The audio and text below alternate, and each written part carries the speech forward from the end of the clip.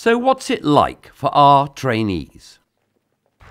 It's been a great experience so far. I've been in Ireland, England, America, and now in Australia.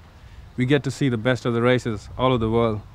People spend all their life to go for Kentucky Derby, the Melbourne Cup, Dubai World Cup, and we get to see them all being on this course. So I can't really ask for anything more than that. And we get to meet the best of the professionals all over the world, get to work with them, get to spend time with them. So I've been grateful, and I'm sure this is going to be a turning point of my life.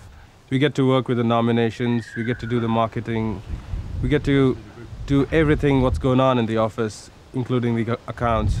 When we get to work in the prep shed, we have 17 stallions here, and at least in one session we have anything from 7 to 12 mares being covered, and it goes up to 14 or 15 as well a few times.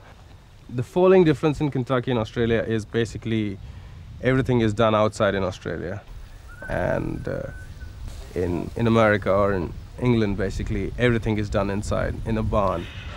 I guess there were highlights in every country, but I think I enjoyed Kentucky the most. It was a really good combination of breeding, racing, sales, and there were some great people there. I got the opportunity to work at Haggard Equine Medical Institute, and there's a bunch of really top-class veterinarians there. Well, it's been a great experience, really beneficial, just seeing how they do things in different countries, meeting experts in the field all around the world. I found a lot that I can take home to my own industry in Canada.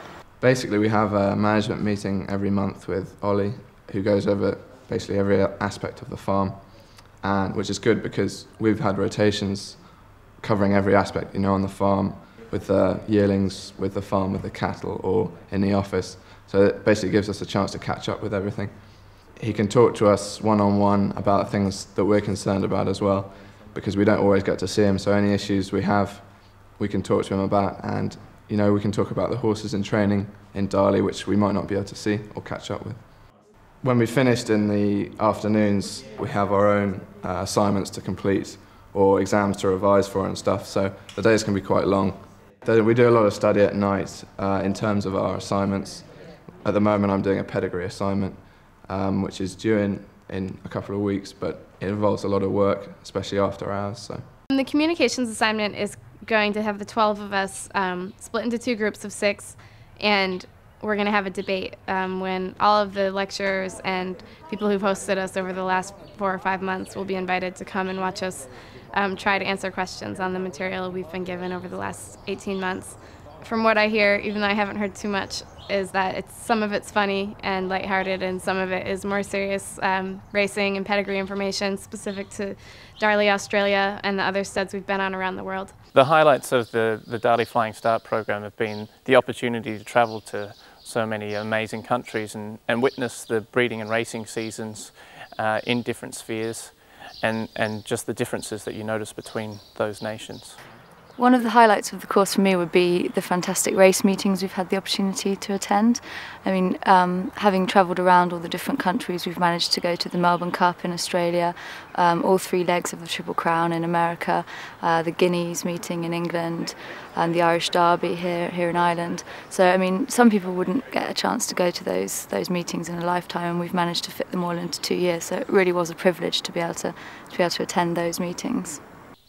If someone is considering about applying for the Darley Flying Start program, I would really encourage anybody who wants to have an involvement within the thoroughbred industry. The time we spent in Dubai was fantastic, as it's all racing based, so that's really what I'm interested in and where I want to base my career. Our days there would generally take the routine of practical placements in the morning. My first one was at the Emirates Racing Authority, which is basically the governing body of racing in Dubai.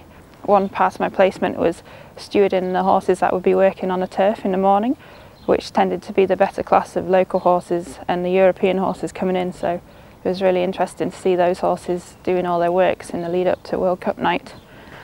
And then my second placement was with Satish Seema at Zabeel Stables, which is probably one of the most beautiful stables in Dubai. And then we do academic modules in the afternoon at the Emirates Academy. They were based on marketing, human resource management, finance, and also IT. Oh, it's been fantastic. I mean, this is an incredible place, and obviously know, it's the home of Sheikh Mohammed, so we've all been very keen to come out here and experience the culture and the racing. And I think this is almost the leg that's been most focused on the racing. The other legs in America and Australia and England and Ireland before that have been very much sort of some racing but also stud farm based, but this is very much racing, so it's an exciting atmosphere and it's a great place to be. One is with the handicapper every night.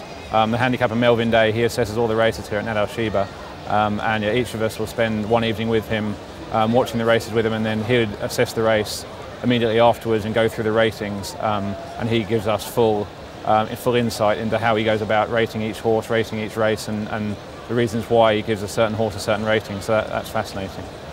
The great thing about Flying Start, you just get exposed to it in situations that you would never dream of without Flying Start, so yeah, it's exciting, and yeah, it's a pleasure to be part of Marty Cox's team. It's really good. Well, tonight I'm assisting Atta on the scale, so just learning how it all works out, how the jockey's got to weigh out, what the limits are, and then when they come back in, what weights they've got to be, how much we can let them off, how much we, what they sort of forgive them and what they can gain.